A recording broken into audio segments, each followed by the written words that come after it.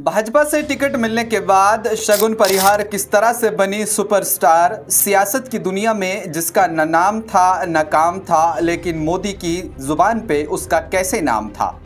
आपको बता दें, खित्ते चनाब में वज़ीर-ए-आज़म नरेंद्र मोदी रैली से खिताब कर रहे थे और इसी दौरान उन्होंने बेटी शगुन का जब नाम लिया और उसके बाद यूँ समझिए कि शगुन परिहार की ज़िंदगी की एक नई सुबह हुई और जिससे ये साफ लगा कि भाजपा की सरकार के अंदर वुमेन एम्पावरमेंट की जो बात की जाती है उसका किस तरह से जज्बा है। आपको बता दें, इस समय असेंबली इंतखाबात जम्मू कश्मीर के अंदर हो रहे हैं और साथ ही साथ जितनी भी सियासी पार्टियां हैं ज़ोरों शोरों के साथ अपना काम कर रहे हैं। वहीं भाजपा की तरफ से भी किश्तवाड़ के अंदर इन्हें टिकट मिली है और शगुन परिहार अपना जज्बा, अपना वलवला दिखा रही हैं। ऐसे में लोग उन्हें कितना चाहते हैं और इस चीज़ की अब पुष्टि जो है वो हो रही है कि वज़ीर-ए-आज़म नरेंद्र मोदी उनका नाम अपनी ज़ुबान से ले रहे हैं। आपको बता दें, शगुन परिहार के चाचा और उनके वालिद को मिलिटेंटों ने साल 2018 में गोलियों का निशाना बनाया था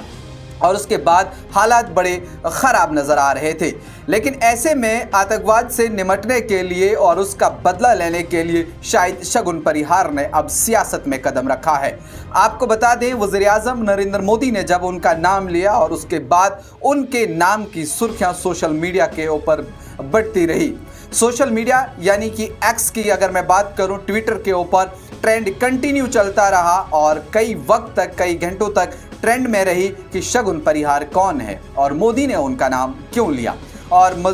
वज़ीर-ए-आज़म नरेंद्र मोदी ने यह भी कहा कि आप सिर्फ इसको कैंडिडेट ही नहीं समझिएगा भाजपा का, बल्कि आतंकवाद से लड़ने के लिए और उसका मुकाबला करने के लिए भारतीय जनता पार्टी के मजबूत इरादों की भी एक बहुत बड़ी जीती जागती मिसाल शगुन परिहार है।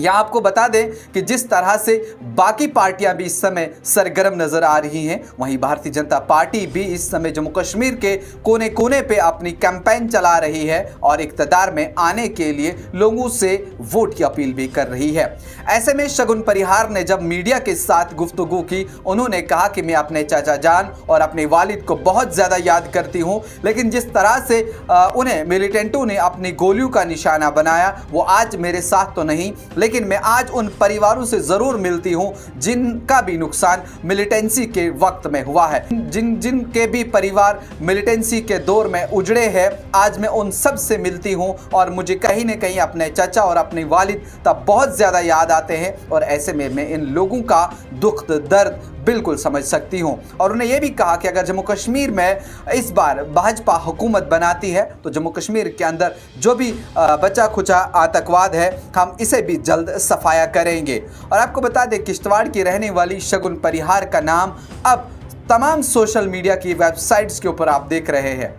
चाहे ट्विटर हो, इंस्टाग्राम हो, फेसबुक हो या फिर बाकी चीज़ें, बराबर ट्रेंड कर रहा है कि आखिर किस तरह से वज़ीर-ए-आज़म नरेंद्र मोदी उनकी तारीफ कर रहे हैं और उनको बेटी बुला रहे हैं। और ये बेटी बुलाने पर जब मीडिया ने भी उनसे सवाल पूछा कि आपको कैसा लग रहा है, तो शगुन परिहार का जवाब था कि मैंने सोचा नहीं था कि वज़ीर-ए-आज़म नरेंद्र मोदी आएंगे और स्टेज से मेरा नाम लेंगे और मुझे बेटी कह कर के बुलाएंगी। लेकिन इससे ये साफ जाहिर होता है कि जब उन्हें बेटी कहा गया और जिस बेटी के ऊपर अपने वालिद का साया ना हो, उससे साफ लगता है कि भाजपा किस तरह से महिलाओं का सम्मान या फिर जो आतंकवाद से ग्रस्त है, जिन्हें नुकसान हुआ है, उनका किस तरह से सम्मान करती है। साथ ही वज़ीर-ए-आज़म नरेंद्र मोदी ने यह भी कहा कि हम बहुत जल्द एक वाइट पेपर जारी करेंगे जिसमें वो तमाम विक्टिम्स जिन्हें भी मिलिटेंसी से नुकसान हुआ है उनका पूरा का पूरा डेटा सामने रखेंगे और उनको इंसाफ दिलाने की पूरी कोशिश करेंगे। ऐसे में आप वज़ीर-ए-आज़म नरेंद्र मोदी का